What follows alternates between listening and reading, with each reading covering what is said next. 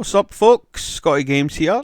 We're ready for another video. So we're going to have episode 14 of the Major League Wrestling save with Vince Russo. Things are going okay so far. The show's actually getting good reviews and stuff, so which is always good. Thanks to the people who comment and like. I really do appreciate it. It means people's watching, because sometimes I'm like, is people actually watching this, or am I just doing this just for me? But sometimes, to be honest, sometimes that's what I do. I do it for fun. I know my mate watches it, so that's enough for me. But yeah, here we go. So last week's Fusion got a 48. I think the Burn and Crush pay-per-view got a good rating, but how do I check that? Because it's only coming up Fusion, so I'm not really too sure how to check previous. I've been playing this game long enough. You think I would know? I don't know. It doesn't matter, does it? Who cares? But I think it got a good rating. I'd have to go back and have a look, but people were happy with the show and stuff like that on the dirt sheets and all that. They were all happy with it, so please watch that video and you'll know what's happening, blah blah blah. You know where the storylines are going, blah blah blah, all that shite. So as you can see, we're still in debt. We're £223,026, dollars, whatever, in debt. Last month we lost 102 grand. Fucking hell, man. Things aren't looking good financially. So yeah, I'm having to try and trim down the roster, but at the same time, I want to bring more people into the roster, if that if that makes sense. I think our highest earner's Saraya, to be fair. I think. I'm sure she is, to be fair. I can't even remember how to check it. Contract overview, maybe. Yeah, here we go. So, $350 for Jonathan Coachman, who will be making his debut tonight. Glenn Gilberti, 260 quid. He's a Saraya, 600. Mil Muertes, 500. So, yeah, not good. But that's okay. They're big parts of this show. Joey Styles is on 400 quid. Aye, that's okay. Things are okay. Fuck it. Let's just enjoy it for what it is. Try and put on a good show for the masses, eh? So, we currently have low prestige and low momentum, and the problem is that the economy in the US is currently weak, and it is likely to have an impact on our ability to grow, which is not good, because I want to grow the company as much as I can. But obviously things aren't looking good that way. So anyway, let's go into the show. Wish me luck. I'll need it. So, we start with Alan Angels defeated Stephen Flo by pinfall in a pre-show match. I'm actually thinking of bringing in Alan Angels permanently, because I have had him for one night only deals and stuff like that, and he's actually done really good, so I'm thinking about bringing him in. That got a 37 rating. So, the next match is a pre-show match. Davey Boy Smith Jr. defeated Cocaine. It was a non-title match. Of course, Davey Boy's the middleweight champion, but that was a non-title match. Apparently, Davey Boy Smith Jr. and Cocaine have great chemistry, which is good. That got a 44.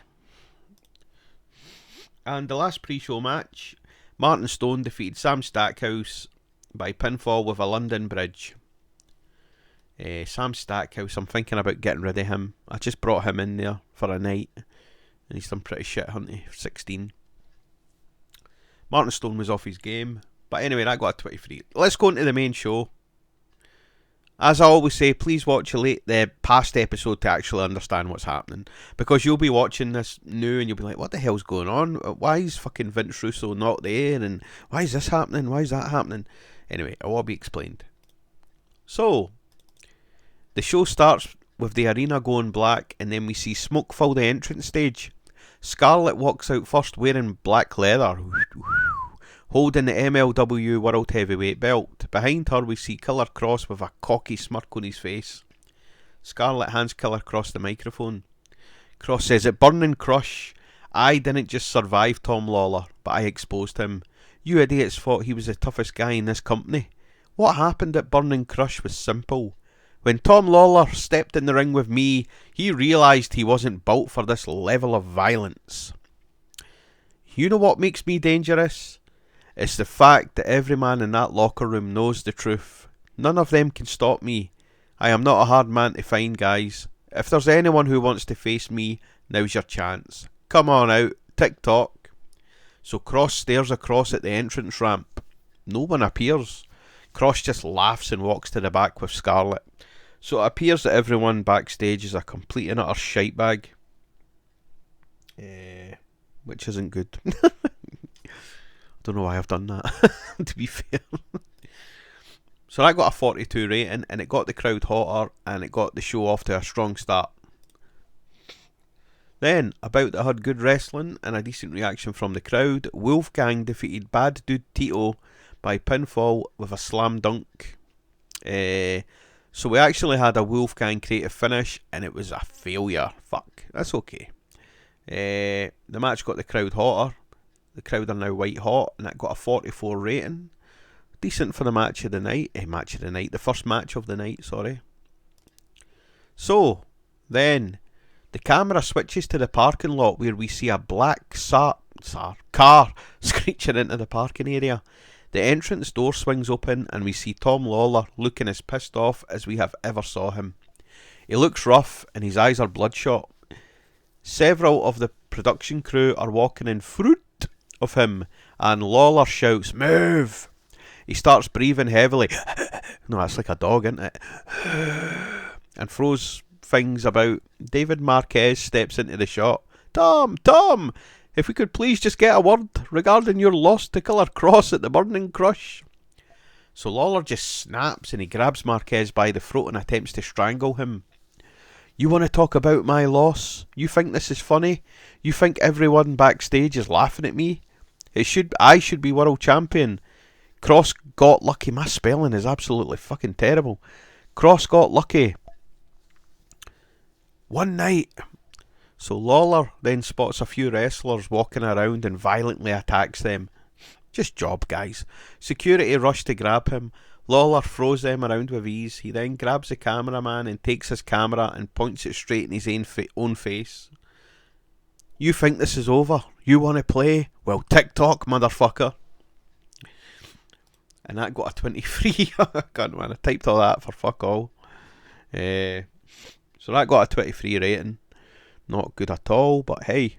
Oh, let's go. So, backstage, the camera cuts to a hallway where we see several security guards standing around nervously. Big Vito storms into the shot, angry, and still has that dark stains around the collar of his shirt from the black goo incident at the Burning Crush. Standing nearby is John Laurinaitis, nervous, clutching a clipboard. Has anyone checked the parking lot? Did anyone call him? Listen to you fucking douchebag. Of course I called him. God, I can't stand you. Don't you remember what happened? All that black goo shit running down the walls of his office. He can't just fucking disappear. That punk Duran and those masked morons took him. I was attacked by them and ended up having black goo shit all over me like I was fucking possessed or something. I told Vince we needed more security. I was attacked, then you. I was attacked, then you. I told him that Azteca group was dangerous. Well, no fucking shit, Sherlock. And then he says, hey, wait, can you hear that? John says, what? Don't play dumb with me, man. That voice, it said my name. John says, I don't know, I don't hear anything. And then Vito storms off. So Vito's apparently hearing voices. And I got a 22. Oh, God. 22 rating.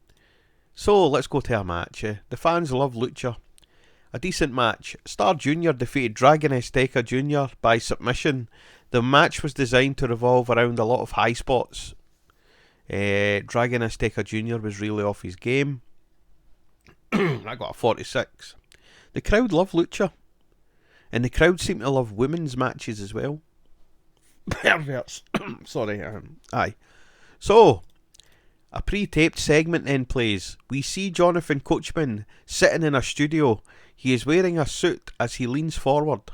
So if anyone watches JCW, you'll know that there's a wee thing called Coach's Corner. And it's just the coach bad-mouthing people for his office or whatever, his house, whatever. So he's sitting in a studio just now. So he says, Coach says, ladies and gentlemen, welcome to Coach's Corner. And today I've got a lot to say about the circus that is Major League Wrestling. This place is a mess, and you know exactly who's responsible. Vince Russo. Yeah, I said it. The so-called boss running MLW into the ground faster than a shite storyline on a Monday night. Every week it's chaos, lights going out, people getting attacked backstage, and security that are about as much use as a nun's tits. And what does Russo do? He hides behind hired goons panicking about ghosts. The coach leans back, not happy. That's not leadership, guys. That's fear. Morale is at an all-time low, and nobody knows who's in charge. They don't know if they will even make it through the night without voodoo nonsense jumping them in the dark. Which brings me to the Veron Monster Corporation. Let's talk about Tankman and Odinson. Size and strength, yes. Personality, zero. They have no connection, no charisma, and no reason for fans to care. Lisa, talking about Lisa Marie Veron, you're too smart for this. This whole Vixen thing is ridiculous. If I were you, I would be looking elsewhere for different monsters. But hey, what do I know? I'm just a guy who tells the truth. And sooner or later, the truth always catches up. The screen cuts to black. So the coach is absolutely giving it fucking loudy. And I got a 40. Very hot. So he debuted his play-by-play commentator gimmick. It has gotten an initial rating of awful. No wonder he's not even a... I should have changed that. So, in a decent match, the Beer Bellies defeated the Hooligans when James Storm pinned Roy Knight with a last call. The match was designed to tell a specific story. It wasn't really. The Beer Bellies make defence number 1 of the MLW World Tag Team titles. James Storm carried the match in terms of in-ring performance. As you can see, yeah, he certainly did. Then it was Roy Knight, blah blah blah. So Zack Knight debuted the badass gimmick. It got an initial rating of poor, not good. The James Storm creative finish was a complete success, or just a success, whatever. Zack Knight was off his game. So yeah, I changed Zack Knight to a badass because I am breaking up the UK Hooligans. So I'm sorry about that, guys. As you'll see now. And I got a 51 rating, that's good. The matches seem to be getting good ratings. It's my poor writing that's fucking getting us bad ratings. So, it's another loss for the UK. This is pre-match, post-match. It's another loss for the UK Hooligans. The Beer Bellies win. Martin Stone enters the ring. Roy Knight is on one knee, still hurting after getting pinned. Stone paces furious like a man trying to calm himself. Roy slowly stands up and tells Stone and Zack that he is sorry. Zack hugs him, but Stone looks angry. You embarrass us week after week. Every single match. We are supposed to be the most dangerous men in this company. We are supposed to run this place. You're the weak link. So then Zack says, whoa, whoa, whoa, enough. That's my brother. But Martin's right. So Stone and Zack start stomping away on Roy. Stone then grabs a table and sets it up in the ring. Roy pleads with his brother Zack. Stone and Zack give Roy a double powerbomb through the table. And then Rule Britannia starts playing. And then we see Davey Boy Smith Jr. standing on the entrance ramp clapping. Why is he clapping? Why is he there? Is he the replacement? We'll just have to find out. But that got a 34 rating. The crowd are still very hot, which is good, I suppose. I need to actually make storylines. That's what I have to make. Oh, and by the way, it's being held in front of 139 people in Tampa, Florida. I'm sorry I never told you that at the beginning. So, backstage we see Tom Lawlor attack Stephen Flo randomly. So it looks like Tom Lawlor's pissed. Don't know why he's done that, the cunt. So, let's go to a match. See, the women's wrestling seems to get good fucking hingways.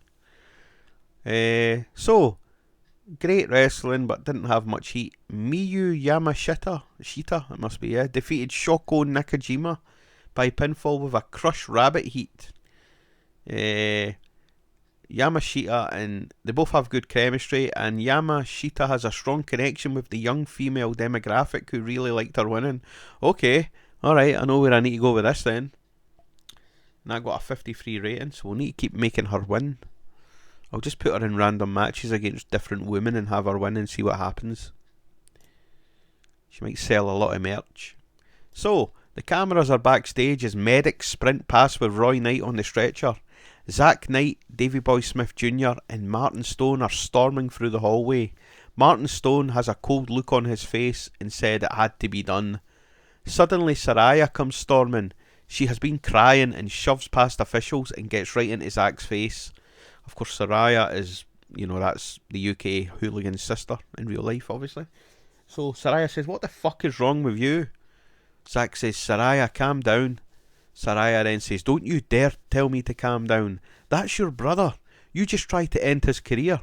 Mum and Dad are watching this and they're disgusted with you." So Davey Boy Smith Jr. holds Zack back and says, "Come on, let's go, mate." Saraya says, "You're a coward. All three of you are fucking cowards." Roy Knight is then put in an ambulance and is joined by Saraya as the ambulance drives away. So Saraya has joined Roy in the ambulance. I can't believe that's happened to Roy Knight. That is absolutely disgraceful. What kind of brother are you, Zack Knight? I keep forgetting this is fake, isn't it? Fuck. Oh well, never mind. I got a 35. See what I mean with the matches? So, about that had good wrestling and a decent reaction from the crowd. The Coffey brothers defeated the Monster Veron Corporation when Joe Coffey pinned Tankman with a discus lariat. The match was designed to tell a specific story. I don't know why I keep doing that. Empress Veron did some good work at ringside. Joe Coffey did well. Tankman did well. Yeah, they all did pretty well. Odinson was really off his game. It appears that Jonathan Coachman's correct when he's saying this about the Veron Monster Corporation. It appears he's correct. So that got a 50 rating. So, the lights dim. Creepy music plays and we see Cesar Duran walk down to the ring with Mystico. Duran is wearing his usual Voodoo Man costume with a skull painted on his face. They get into the ring as Cesar demands a microphone. Duran says, "Hold on. In case you haven't already noticed, Vince Russo is not here tonight. I assure you that Mr. Russo is being taken care of." Now, despite the chaos and panic backstage, despite Big Vito running around like a frightened animal, this company still needs leadership. I remain the matchmaker in MLW, and I have decided to book tonight's main event. I understand violence, I understand lucha, so tonight I will give you all a main event worthy of MLW. Mystico versus Donovan I still can't pronounce his name. Dijak. And the winner gets a shot at the middleweight title. Duran then stands at ringside as Mystico waits Dijak. So yeah, if you don't know, I've kind of made Cesar Duran like Papa Shango, putting spells on people and stuff. It's so stupid, man. But well, who cares? That got a 28 rating. The crowd are still very hot, which is good. So, yeah, look at that. Cesar Duran knows what he's doing. About that had superb wrestling and good heat. Mystico defeated Donovan Dijak by submission with a La Mystica. The match was designed so that the wrestlers could go out and try to steal the show. Mystico got an in-ring performance of 64 and he was off his game. That's crazy. The match got the crowd buzzing and the crowd are very hot at the end. So what a main event. I'm happy with that, man. That Cesar Duran knows what he's doing. Vince Russo, you better watch yourself, mate. So, the announcers put over a great match and congratulate Mystico. So Glenn Gilberti, who's obviously the commentator, "I'm worried. We are at the end of the show and Vince isn't here or even been heard of." We suddenly see Big Vito walk down to confront Gilberti. Excuse me. "Don't worry, my friend. Vince will be okay." So Vito and Gilberti shake hands when suddenly Vito drops to one knee holding his neck. He's in pain. Gilberti says, "Oh shit, Vito, are you okay?" Black goo liquid comes out of Vito's mouth, we see Cesar Duran watching on the Titantron and holding up a skull with smoke coming out of it. Vito then brutally attacks Gilberti. Vito then powerbombs Gilberti off the stage. Vito then collapses to the ground. It appears that Cesar Duran has control over Vito. What goes through my head? He's just absolutely annihilated Glenn Gilberti off the stage. Will he be commentating next week? We'll have to wait and see. So, 21 rating that go. So, the final segment of the night is we go to the announcer's booth where Styles... Oh, fuck, I've wrote Gilberti in this. Oh, fucking hell. Never mind. So, Styles says, a great win for Mystico, the guy's so talented. So, Lawlor. Suddenly, filthy Tom Lawlor storms to the ring. He grabs a microphone and paces back and forward in the ring looking hyped up. Lawlor says, I'm sick and tired of taking my frustrations out on morons backstage. I'm still very pissed off about losing at the Burning Crush. Cross beat me, yes, but he didn't deserve it. He beat me because of one tiny second when I stopped being violent. That mistake doesn't happen twice. Cross, came out here earlier and everyone was scared. Well, I'm fucking not. So get your ass out here and let's start this shit again, motherfucker. Lawlor throws down the microphone. We see Scarlett appear on the entrance ramp. And then suddenly Cross attacks Lawlor from behind. Both men start brawling again. Lawlor hits a massive suplex. Lawlor seems to be getting the better of Cross when security race down and break things up. Both men fight security off, but we then see members of the locker room break things up. Styles says MLW is out of control. See you next week. And that got a 39. I'm guessing this show's going to get a 46. That's my guess. I don't think it's going to get over a 50 unless the Mystico match has took it over that. 57. Fucking hell, I think that's one of the best ratings yet. The show increased our popularity in 11 regions. Very happy with that, to be fair. I don't want to look at the financial report, man. I don't even want to know. Let's see the popularity. So the popularity is going up slightly in the mid-Atlantic, blah, blah, blah. I may try and make a show in the southeast next, as we seem to be more popular there. The post show has been completed and you can now move on to the evening phase. Well guys, there we go. There you have it. Another successful show. 57 rating, that's pretty decent. I'm happy with that, man. Yeah. So the next video I will be uploading will be another fusion, which I'm happy with, so I'm happy to do. I'm really enjoying this save, I really am. But I am so sorry that the videos aren't as frequent as they should be. I really need to start putting one up once a week, no once every 2 weeks. No wonder I'm not getting any more subscribers and stuff. It's because I'm not posting regular enough, I think. So, but anyway, thanks for watching. There may be a couple of debuts. I'm thinking about doing a Legends show. I want to do a Legends show. That's what I want to do. So if anyone would like to see a Legends show, please let me know, because I'm really interested in doing it. But there's just too much going on in the show. Let's see how we go on anyway. MLW, does it tell us?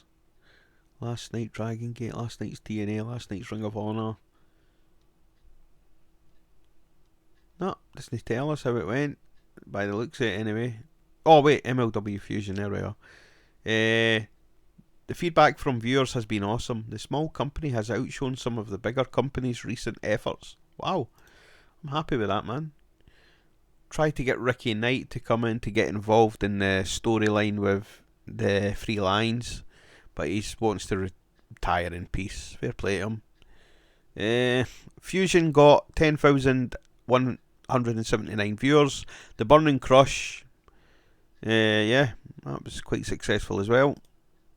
Yeah, the viewership's going up. As you can see, we got 9,415 viewers, and then this week's show got 10,000 odds viewers. So it's all about the ratings, bro. All about the ratings. We've got to try and bring in the casual fan. Suicide's contract's ending. I don't want to keep him, so I'm going to job him out. Because seemingly TJ Perkins has a bad attitude backstage and stuff like that. So I don't want to keep people like that, man. So as you can see here, yeah, Suicide's a mildly negative influence. Everything else is green there, so he's getting fucking punted. Yeah. So there we go, guys. Thanks for watching, and I'll see you in the next video. We're still heavily in debt as well, man. So 22 days. So the next pay-per-view is going to be Once Upon a Time in New York. Vince Russo should be there. And the next TV show is scheduled to be MLW Fusion in 6 days, which for us will probably be next week, hopefully. I'll need to start posting videos more frequently. So guys, thanks very much for watching, if you are watching. If you are watching, please leave a like and subscribe to the channel. Well, that's all I can ask for, you know what I mean? Leave a little comment, let me know you're watching. Let me know if you have any ideas on what I should do and what if I shouldn't do. That would be absolutely perfect. So please have a blessed week, and I'll catch you in the next one. Thank you.